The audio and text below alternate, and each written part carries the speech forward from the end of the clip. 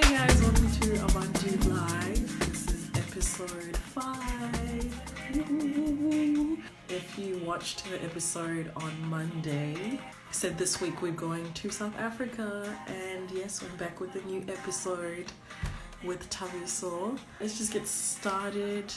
Thabiso, if you want to request to join me on live, please do so.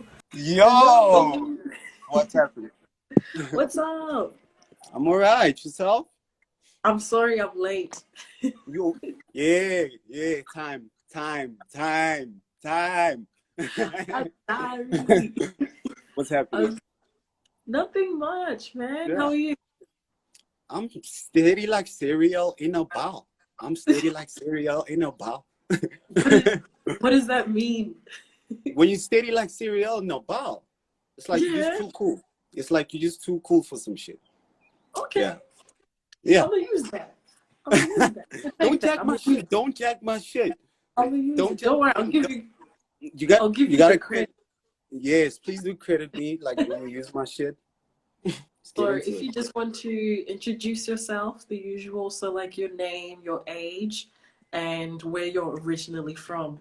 I have a slave name and an African name. But, Okay, tell us. Yeah. Tell us. It's Andinda, but that's the thing. You guys like news, man. Tell us. My slave name is Pride. My African name is Thabiso. I prefer my African name. I think a lot of my peers like call me by my African name. So yeah, I just like Thabiso over Pride. But yeah, Pride Thabiso over 23 years of age. Part-time stylist, entrepreneur, and all-around good guy. Like I just got dope energy, man. Just like people. Where are you from originally? Where are you? Okay. So born and bred and buttered in Joburg. Originally, I would say a bit of both. Like I love my both my South African side and my Zim side, you know, because my mom's side of the family is from Zim, my dad's side of the family is from SA. So I kind of like I take both in with great respect. So growing up, you grew up in SA then? Yeah, like all my life, pretty much. Yeah, and like have you been to Zim? A lot of times, man. I love Zim. Like shout out to everybody from Zim. I love Zim. Come on, that's like home to me. That's literally home. When I'm going home, I'm going to Zim. Yeah. Yeah. No, that's dope. That's dope. I agree though. Home is Zim pretty much.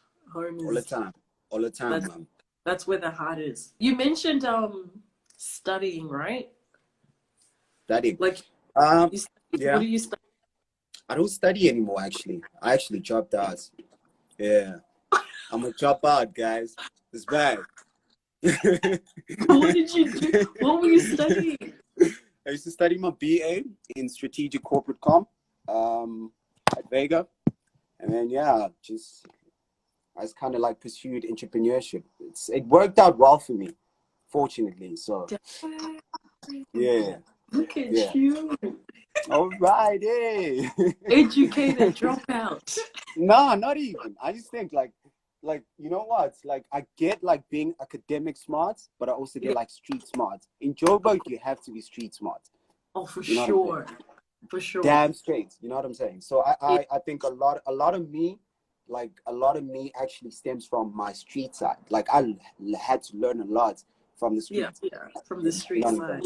Yeah. What would you call yourself as an individual? Like, if someone asked you, like, not who are you, but like, what are you? What would you say? Like, where do you put yourself in? What would I deem myself as? I would call myself an enigma because a lot of people don't actually understand me. A lot of people think they understand me, but they really don't. Right. Yeah, so I'm definitely an enigma. You know, I'm like that guy people want to understand, but they really don't. So half the time, yeah, fact.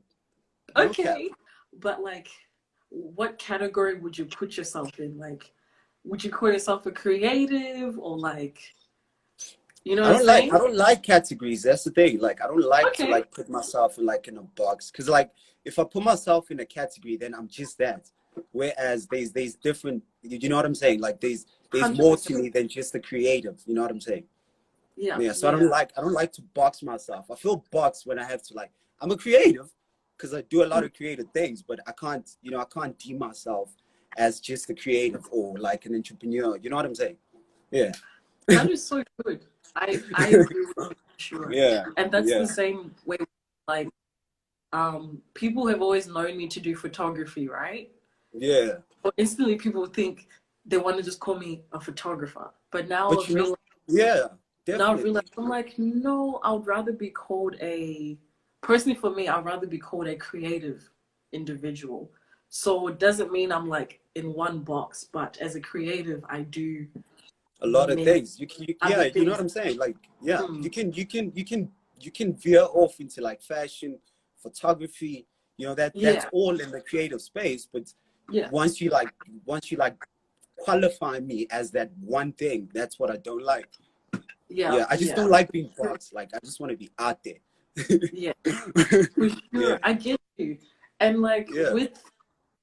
with you and being out there, what is it that you do What that is out there? what do you mean, like, out there? What do you make it like Like, out there? Like it's a bad thing. no, okay, like what is it Yeah. that you do? Like what, just to get an idea of like, because me myself, Yeah. I don't know. I can't really say Yeah. I know what you do. So what do you do then as an Oh, individual? cool. Definitely. As an As individual, as so I'm yeah. actually, yeah, so I think 80% of my time is definitely dedicated towards my business, and that's as an entrepreneur in the corporate world. But I'm starting to dedicate like a part of my time towards my trust, which is called ABANTU in Africa. A lot of people have actually been asking me about it, so I came on this live to just put it out there, like what ABANTU in Africa is. For sure. Because This I'm is like, your what is time. ABANTU in Africa? And they were asking me, like, is Abantu like associated? I'm like, nah, G, like it's a totally different thing. Like we're not the Totally same thing. different. Yeah, yeah. But ABANTU in Africa is we're a not-for-profit trust. Mm-hmm. Basically, I call it a multi-channel community organization because that's what it is. Yeah, yeah. It's an organization for people in sports, politicians. This is young people, Africans, right? Yeah, yeah. So I have a great love for music. I have a great love for A&R, which is artistry and repertoire. It's basically like going out there to like finding dope artists. So that's where it comes from, man. Like ABANTU in Africa basically started as part of my love for music. I care about Mm-hmm. artists, so I care about the African creative space for like a music space because I think we got a lot of great talent, you know. Yeah. And I've noticed a lot of guys don't actually stick, so there's no longevity in the industry, like in the music industry. Like people are like doing one-hit wonders.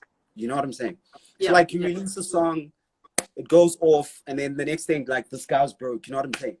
Mm-hmm. So I was like, why did some of my favorite artists actually die broke? Like, why did Brown Dash die broke? Why did Umashatini die broke? Kind of thing, you know? So I Right. started a trust. I'm trying to get psychologists on there. I'm trying to get financial advisors on there. I'm trying to get physiotherapists on there. I'm trying to get guys to actually assist these guys. Like, if you're an artist, you need to have access to these people. You know what I'm saying? So Oh, yeah, I see what you mean now. Okay, okay, yeah, yeah. yeah, so it's like a trust. It's an organization that's for every young person in the country, man. It's not for Yeah. me. It's for the people, literally, as it were. You know what I'm saying? I just want my people to have access to these things because quite often as Black people, you know, we don't really like. I had to learn a lot by myself when I got in the entrepreneurship space. Like I had to learn how to handle my money. You know, nobody taught me. Like nobody Yeah. taught me credit, home loans, all of that, credit cards. I had to learn, but I had to make mistakes in order to learn. You know what I'm saying? And Yeah. that's what I feel about the African creative space. So like guys are making a lot of mistakes. Like guys make some money and they fumble it. You get me? You can get more information by just following ABANTU in Africa. Like I'm doing everything by myself. So I don't have a social media team. So everything is like literally on my Mac at home. Every post I put out there. So I'm really trying, guys. I'm also gonna put out like newsletters and all. But it's Yeah. gonna be dope. I want it to touch people, and I think we're getting there. It's a not-for-profit trust, so I'm not trying to make money from it. I'm just trying to assist Africans that are in the music space and in that. Let's work together. All the time, girl. We're already doing so. Say no more. I feel like we should work together.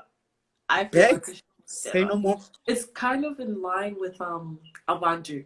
It's kind of in line with like my vision for ABANTU. Like, I want to connect creatives in Africa to build a name internationally as well, because I didn't know about the creative industry in Zim until I went to Zim. Like, I had no clue about photographers, music, like, you know what I'm saying? At all. Like shout out to everybody from Zim, and I saw Zim Fest. That's something great. And shout out to the guys that actually curate that show. You know what I'm saying? Yeah. I wanna do that. I've never been to those ends. Like, whenever I go to Zim, it's like Bulawayo. So I've never been to Vic Falls. I have aspirations to get to Vic Falls. Like, with me, and I want to make it Africa international. You know what I mean? Well, not even Africa, but like, for me, it's like Zim, because unfortunately, when you hear about creators in Africa, it's usually creators in South Africa or like creatives in Nigeria, West Africa. Like, we don't hear about creatives in Zim. So me starting off, I want to like build Zim. You know what I mean? And people might look at it as like a disadvantage. Like, why aren't you going throughout Africa? You know what I mean? Some people can be like, oh, not everyone's going to support Zim, blah, blah, blah. But for me, as a Zimbabwean, I'm like, people don't know about us. You know what I mean? So let me be that person to, to share. It's baby steps. It's baby steps. I mean, it's baby steps. You can start off in Zim and get to Zambia, Mozambique. Yeah. So exactly. Wherever you start at, that's right. You and like the whole entrepreneurship, like, when did you get started? I don't want to say how old were you. Let's just say, when did you get started? Like, how did you get started in 20? I've been self-employed for 2 years now. So since 2018. Yeah. 23. So you were 21. Yeah, I was still a snot-nosed lighty. That's what we call him in South Africa. We call you a snot-nosed lighty, which basically means you're usafinya. Yeah. I was still a snot-nosed lighty, man. When I started, like, I was 21. Wow. I got into how I actually got into the entrepreneurship spaces. I was working for a certain company. I won't name and shame, but they kind of assisted me. So in South Africa, we have this thing called BEE. I don't know if you're familiar with BEE, which is like broad-based Black economic empowerment, which basically means that corporates should actually contribute a certain portion of their money, their profits, towards escalating young Black businesses, young Black entrepreneurs. So they get to earn so they get to earn like triple BEE points if they actually do that. And so let's say, for instance, your company and you're trading at a level 4. You want to get to level 1, because once you get to level 1, you can trade with the government, and that also allows you to obviously grow your networks and So as part of the BEE, I was assisted by, I won't name and shame once again, but an old company that I used to work for. Kind of like assisted me with it. So that's how it came about. Did you always want to be an entrepreneur and like work for yourself? Like, was that always like your thing? Were you a hustler? I think growing up in Joburg, you become a hustler like overnight. Like, you instantly a hustler. Right. You know what I'm saying? Like, like growing up in Joburg, I used to go to school in the north. I used to go to Northcliffe. So I went to Northcliffe Primary. I went to Northcliffe High. And living in the north, but every day I would move in between the north and actually my part of the ends, which is in the West Rand. So like Roodepoort side. So I used to catch the Metro bus. Metro bus is literally like the TFL, like in London, the train, right? Yeah, yeah. And you get exposed to a lot of people like during that time. Like, and I met some dope people in that bus, man. And I think that's where like I started selling like shoes, started selling sneakers, started selling clothes, still sell clothes, but it's like it's not my thing. You know what I'm saying? So you just you just grow a love for certain shit like over time. And it's the little things like catching a fucking bus, honestly. Yeah, yeah. You know what I'm saying? Yeah. Like, what about like support from like your family, like parents and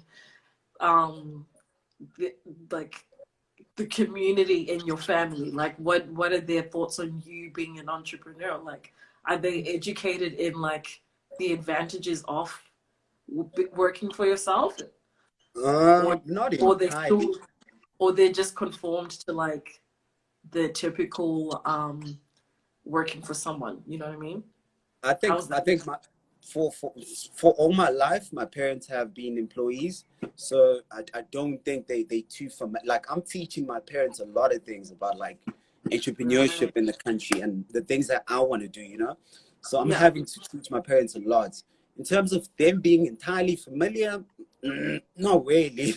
You know, but that's the thing. Our parents give birth to us so we can teach them certain things, you know. And I'm in that position right now. You know what I'm saying? I'm teaching my parents some shit. Yeah. Are you still living at home or? Nah, I actually moved out from home. Most of my life I've actually been staying alone. Since like high school. Yeah, since like my early high school days. My parents, I enjoy my parents, man, because they let me kind of like do my own thing from a very young age. Yeah, I always had that freedom, but also because I'm the first child on both my mom and my dad's side. So they like, ooh, booty for real. Like, if ooh, booty, you gotta show us. Oh my God. Yeah. Yeah, so if ooh, booty, you know, it's like an African thing. So you say you're a big man, you gotta show us you're a big man. Wow. So they let me do my own thing, man. I think I've been staying alone since like when I left high school, so definitely like grade 8. When I left primary school, sorry, so from like grade 8, which is like 2011, so that's a couple of years ago. Yeah, they just got me an apartment and were like, dog, just do your own thing, man. As long as you do well in school, your grades. You're kidding. I'm dead serious. God. I'm dead serious. Yeah. Shout out to my parents. Honestly, shout out to your parents, because some parents don't understand. See, I don't even want to call it freedom, but like they don't understand the you know what I'm saying? Like they don't believe in you moving out and like you pursuing a different career, not your standard African way of living. You know, some parents don't understand that. They want you to live that structured life. So and it contributes to like the person that you become one day. I just believe a lot of kids don't actually know themselves because they still like at home being kind of taught how to live. Whereas if you get out there, you're exposed to a whole lot more. So you can almost find yourself. I found myself from a very young age, so I know who I am, kind of thing. You know? Yeah. I found myself like when I was a lighty, so I know the things I want. I know what I want to do. The confidence, I know who I am. Yeah, I know me, girl. Like, putting it out there. Yeah, so if anything that I can teach parents, it's definitely like let your kids be. Like don't pick and choose certain shit for them. Like I was telling somebody the other day, like how I refrain from posting my little brother on like social media. I don't know the apps that he likes. I don't know if he'll like Instagram or Twitter or Facebook. You know what I'm saying? I want him to choose his own shit. Like he must grow up and be like, bro, I like Twitter, so I want to be on that platform. Whereas me putting him out there, you know? What about like, maybe it's a bit off topic, but speaking of like you posting, right? I realized you like removed all your individual photos on your profile. What was up with that? What was the motive behind that? Yeah, because I was looking for a photo for to use for I remember you said. I was like, where did these guys' photos go? Okay, I'll tell you the reason behind that. Yeah. I'm starting to treat Instagram from my eyes, so I can't see me. You know what I'm saying? So I'm gonna post everything I see, be it a cap, a speaker. You know what I'm saying? If I like it and I think it's dope, I'm gonna post it. It's from my eyes type thing. Like I don't wanna. I can't see me, man. Why am I posting me when it's not from my eyes? Then it's from somebody else's. You know what I'm saying? Like I don't know if it makes sense. No, it does. It does. Yeah. Yeah. Like Yeah. when you're posting what you see.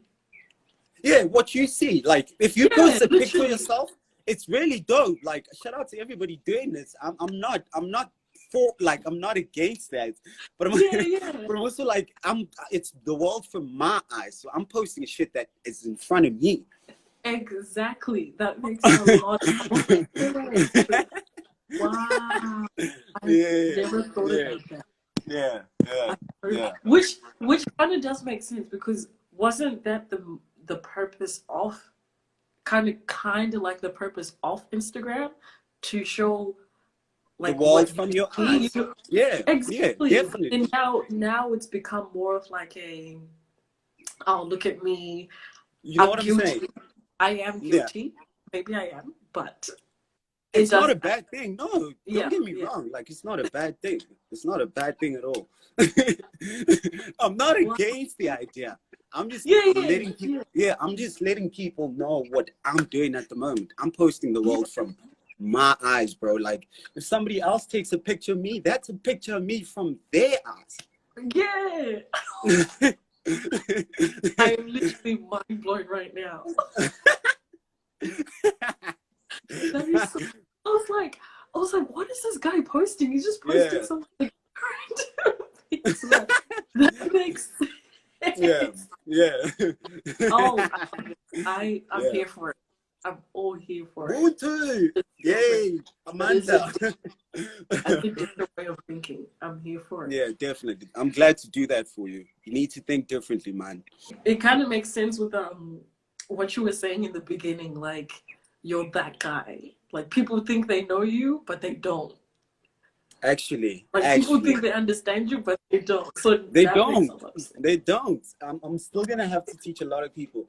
I'm still teaching my family about me, man. I don't even understand me sometimes, you know. Yeah. But that's the thing. The trick is not to understand you. You grow as a person, not to entirely crack the code. Because I mean, I believe humans are like this coded thing. You're like your spirit, obviously, but in you know, but you are in a body, in physical form, but you're a spirit. But people, you know, in terms of like cracking the code, I don't know, man. I think it's the man upstairs that has everything, you know. Yeah. So yeah, definitely. So with you and working for yourself and stuff like that, how has here comes the topic that everyone's speaking about. How has COVID-19 affected you? See, I don't want to be that person that talks about COVID-19. You know what I'm saying? Like I don't want to. It's cool, man. Yeah, but shout out to COVID. How? So, like, the question is, like, how has it, like, not how, but has it affected you and your business? And then how has that, you know, like, how? It's definitely affected my business.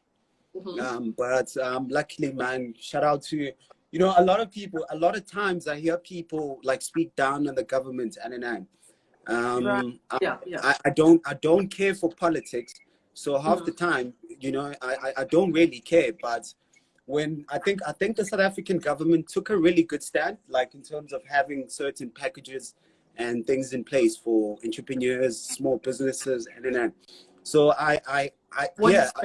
what do they have for you guys? I mean, they had banks giving out like payment breaks. A lot, a stimulus package, they funding for entrepreneurs and so shout out to that. You really got a hold of it? Yeah, I did. Wow. Okay. That's cool. Yeah. So had it not been for that, I think definitely would be talking another story. But shout out to our government. Yeah, the government was able to like help with that. And then like with you and your, I think you did mention it just before, but like, do you work alone or do you have like a team with you? Like how do you work? So I have a team. Mm-hmm. Yeah, I do have a team with me. Shout out to my team, man. Great guys. I thought some of them were gonna be on this live, but I'll tell you what. I'm not mad. I'm not mad at a lot of people not being on this live. I'll tell you, in South Africa, people are still very skeptical. It's like online shopping, lives, all of that. They're still very skeptical, but I'm still like, bro, you don't need to walk to the shop, bro. You got an app that can do that for you, kind of thing, you know? Like, just, yeah, because had we created a show, skeptical about like this whole online thing. They're still very skeptical. What? Okay. Yeah, they think they know. They think they know. Like guys think they got it, but they really don't. With you and your, I think you did mention it just before, but like, do you work alone or do you have like a team with you? Like how do you work? So I have a team. Mm-hmm. Yeah, I do have a team with me. Shout out to my team, man. Great guys. I thought some of them were gonna be on this live, but I'll tell you what. I'm not mad. I'm not mad at a lot of people not being on this live. I'll tell you, in South Africa, people are still very skeptical. It's like online shopping, lives, all of that. They're still very skeptical, but I'm still like, bro, you don't need to walk to the shop, bro. You got an app that can do that for you, kind of thing, you know? Like, just, yeah, because had we created a show, what? Skeptical about like this whole online thing. They're still very skeptical. What? Okay. Yeah, they think they know. They think they know. Like guys think they got it, but they really don't. So it's like, oh wait, what did I want to say? Oh, I lost it. Oh, I lost it. Yeah. I lost it. Okay, that's interesting. Yeah. Because me looking at South Africa, I would assume that they would be aware. Like South Africa, I'll tell you what about South Africa. South Africa is the promised land, man. That's why a lot of Africans actually come to South Africa. But I think half the time, it's only when you're in South Africa that you start to realize the cracks. Okay, yeah. It's like you were telling me the other day, I harbor aspirations to get to Europe, but you're like, nah, fuck that, bro. Like, honestly, yeah, you know what I'm saying, you know. But I think it's not just a South African thing, it's a global thing.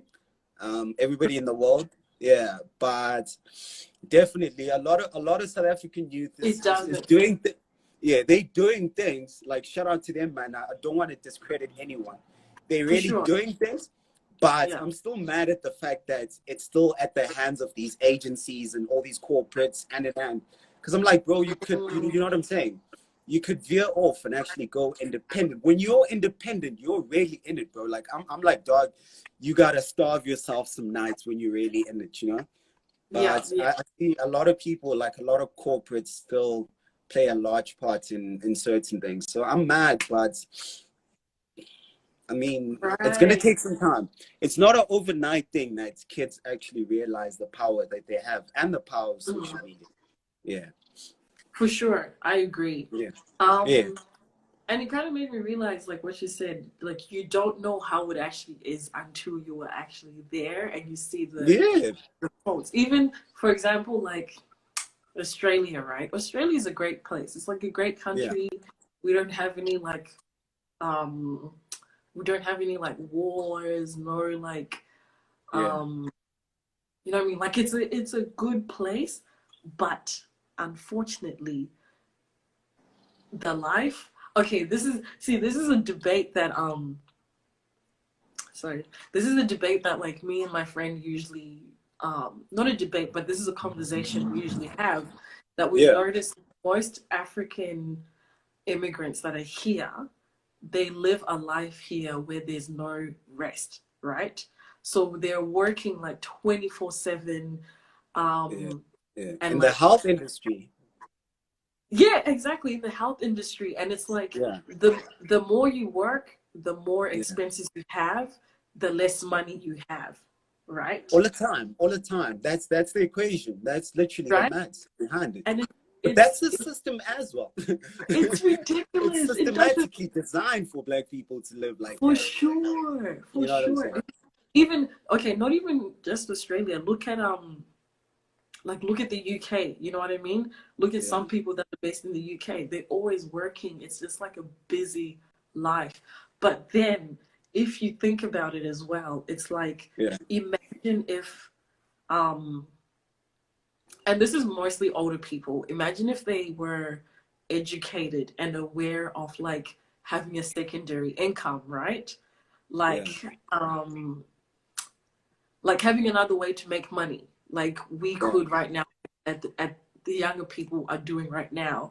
They wouldn't be yeah, working as much as they do, but because like you said it is like a systematic thing, people yeah. are just in that mindset of always working. I mean, that's black people. I mean, we that's all we know. We know getting up in the morning, going to work. It's crazy, man. It's crazy. But I was watching a Gary V interview. I don't know if you're familiar with Gary V. And No. he was speaking on the fact that like it's not a bad thing to work a crappy job. Yeah. He was just touching on the fact that you can work a crappy job, but look, time is really of the essence. Like people don't understand like time, you know. So Yeah.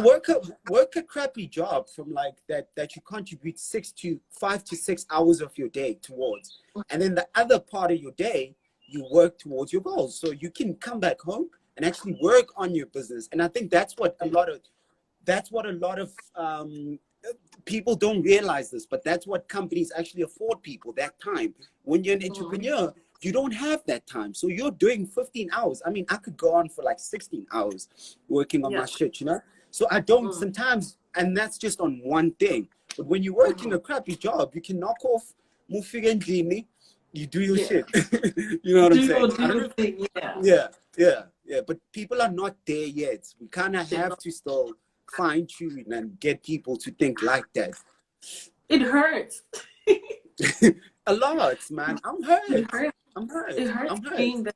Yeah, Okay, not to say that me, I am there. I'm yeah, personally, I wouldn't say that I am there at that level as well. yeah, But yeah, I think it hurts seeing like older people, like our parents and stuff. It hurts seeing our parents working as hard as they do. it definitely Yeah. hurts, but I think it's in our duty and it's in our power to Yeah. actually teach. Yeah, so we're gonna get there.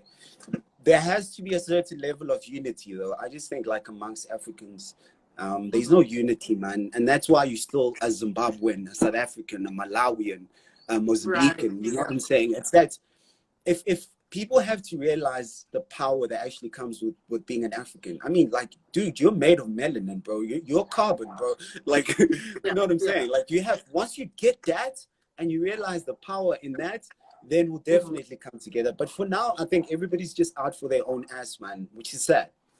It is. See, this is a question that I like to ask everyone. So you, as an individual, would you want to like stay in Africa or no? We spoke about this, but let's take it deeper. Would you want to stay in Africa or would you want to like venture into like a different country and stuff like that? And um, not even just that, but then like what would you yeah. do? Yeah. I definitely harbor aspirations to get out of Africa. Like Hmm. I think I did mention it to you, and I think it just in terms Yeah, of like yeah. just getting deeper with it and just making the rest of the people understand. Um, like I said, man, Africans have to realize the power that comes with being an African, right? So Yeah. so it's like you can, Especially right now. yeah, yeah. So Africa's where the African is. Like as much as you're in Australia right now, and as an Mhm. African, there's Africa in Australia. You know what I'm saying? Yeah. Yeah, Yeah, yeah. so yeah, and they love us, man. Like I know in Europe to a certain extent. Well, I'm sad that I'm hearing a lot of shit like, oh, I'm struggling in the UK, or the racism, or I get in an elevator and the white guys move. So I heard that shit. I'm still mad at that, but I think we definitely can do a lot, like we in Europe. For sure. What would you do if you did move? Like, if when you are to move, what would you be doing? Like, what's your goal? Wow. I'd probably get into like textiles. I'd probably go to Germany, and get into textiles, like fabrics and all. They make some great German, like I have certain friends in Germany at the moment, and that actually come down to that South Africa, and they're like, wow, you guys are like wear bright colored clothing and shit. Because in Germany they Right. wear a lot, yeah. So it's also another thing. It's an African thing to actually wear bright colored clothing. It's our thing, you know. Yeah, Like I see a yeah. lot of dudes, yeah. Like if you're wearing like a yellow shirt and like red pants, it's like a joke. I'm like, bro, but that's Africa, you know. That's We're it. bright Yeah, like that, yeah, you yeah, know. But if I yeah. had to move, yeah, I'd definitely do Germany. I would probably get into like fabrics, textiles, clothes making. I have an interest for clothes as well, but I want to learn the business side of it. So I Oh, definitely okay. get into Yeah, that. you're going Yeah, into business. You're still gonna yeah, be in the business side. Okay. No, that's yeah, dope. yeah, That's cool. yeah. Would that be like anytime soon, or like you're still kind of trying to build what you're doing in Africa right now, like with your trust Yeah. and everything? I think definitely it's not a anytime soon thing. Okay. We want to get into Africa. Like we really want to get into like Zim. Hmm. South Africa is also quite relatively big, so we want to get into South Africa, you know. And I feel like we, Yeah, we yeah, don't. Yeah, so it's just a matter of building footprint. We don't have footprints at the moment. yeah. Yeah. So once you get that footprint, then you can start to, get into different parts of Africa, like your Zims, like your Mozambique, like your Zambia. I do want to do things in Uganda as well. Shout out to Hmm. Uganda. It's actually a very beautiful country. I want to Yes. get into Uganda. I would actually go live in Uganda. I want to go live for like a couple of months. I just don't know if I need a visa or something. But I do want to do like a whole 6 months in Uganda. Hey, look into it. Look into it. Yeah, For definitely. sure. No, that sounds good. Yeah, Well, in bro. terms of questions, that was all from me. That's all I had to ask. Do Can you I ask do you a you have question? any questions? What's the question? Shit. What's it like living as a creative in a foreign country that's obviously you're not in Africa right now. Hmm. You're in Australia and you're an emerging creative. So what's it like? Are you making some money? Are you losing some money? What's the crux of the game like? Okay, so Mm. how can I say this? Let's just say I'm doing like three different things while I'm Shout out here. to that's so As a dope. as a creative, I'm like doing three different things. So I have my event photography, right? Yeah. Which is where the money comes in. Like I do baby showers, birthdays, weddings, blah blah blah. Like, events. So I have Yeah. that. That's where I get my money. Um, and then I have my photography, which is like me doing creative photo shoots and like photo shoot stuff, just like creative, like more of like the things I post on this Instagram. And Okay. then now what I'm doing is Abantu as well. So Okay. I'm using Abantu as like me to make connections with like potential sponsors, organizations that are here. I'm just like building connections. So Yeah. I'm doing three different things, but like in terms of making money, I think I think I'm not too bad. Obviously Mm. because of COVID-19, it's been quiet, Yeah. but Yeah. there are periods in photography. There are periods of times where like I can get bookings every day for like every weekend for 3 months straight. Like I'll have something on every Sunday and Saturday for 3 months, and then it can go quiet for another 2 months. You know what I mean? Yeah. But Like, that's the crux of the game. That's how the industry works, yeah, is it not? Yeah, definitely. exactly. But Yeah. I think it's not bad. It's not bad. It's not bad. I don't know. I'm still a bit like, I don't know if I want to go full-time photography because like I said, I don't want people to know me as just a photographer. You know what I Yeah, mean? full. I'm a bit iffy of going into full-time photography because that's not where I want to be. You know what I mean? Yeah, definitely. Yeah. So I'm fine. I'm okay. Like obviously I do have a more steady job. Like I do have like a full-time, not Yeah. full-time, you know what I mean? Like the full-time Yeah. you Yeah. on Yeah. fine, but in terms of like the creative stuff, yeah, I'm keeping busy. I'm keeping All the busy with that. time. Yeah, All the, all the time. All the time. definitely keeping busy. Yeah. Like you were saying, being black, being African black, whatever you want to call it, overseas right now is a big advantage because most companies and organizations want to incorporate diversity. So you trying to apply for a company as a black person, you're going to stand out and that company can get recognition for having diversity. You know what I mean? Yes. Yeah, so it is Yeah. it Yeah. can be a big advantage being Yeah. black and overseas. So it's much like exactly what I was speaking on, like in terms of like BE. It's for transformation purposes. Companies are Yeah. having to actually do that. They're having to, you know, like almost reprioritize their budgets towards Mhm. transformation, which includes black people. You know, Yeah. so Yeah. I think that was a constructive chat we had. For sure. I learned a Definitely. lot. I learned a I'm lot. great. What do you mean? Yeah, I'm grateful for these platforms. Gabon, thank you for inviting me to your live sessions. You know, it could have been anybody in the world but me.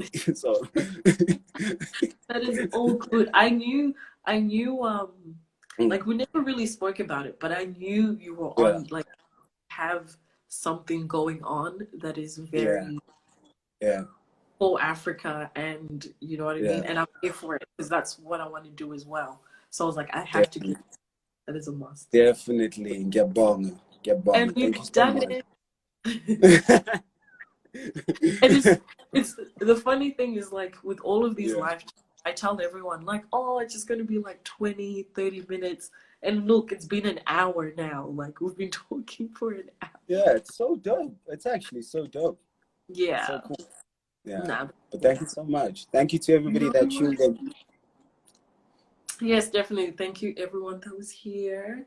And yeah, I think I'm gonna wrap it up here. Thank you so much.